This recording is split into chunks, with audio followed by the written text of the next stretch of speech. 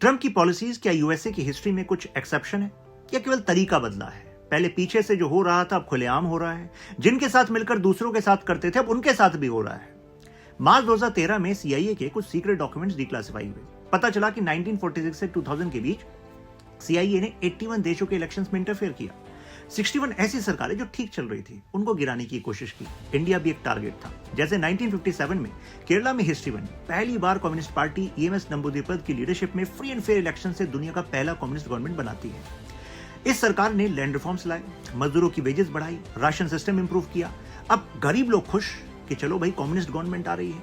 पर जो बड़े जमींदार थे, प्राइवेट स्कूल ओनर्स थे, उनको बड़ा झटका लगा। ये कोल्ड वॉर का टाइम था और नैरेटिव ये था कि कम्युनिस्ट गवर्नमेंट तो केवल वायलेंट रेवोल्यूशन से बनती है जी, डिक्टेटरशिप करती है जी।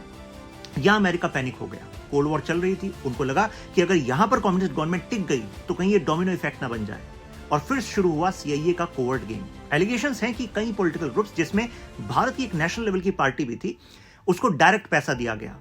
इसका जिक्र एक्स यूएस एम्बेसडर डेनियल मोइनियन ने अपनी बुक अ डेंजरस प्लेस में किया है। और इसके बाद एक another x ambassador mister Ellsworth bunker ने भी इस बात को कंफर्म किया था।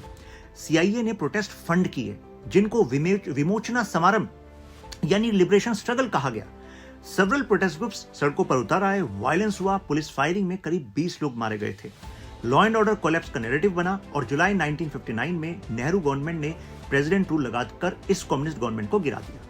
यही सीआईए का प्लेबुक दुनिया भर में यूज हुआ। ईरान, ग्वाटेमाला, इंडोनेशिया और उसके बाद इंडिया भी।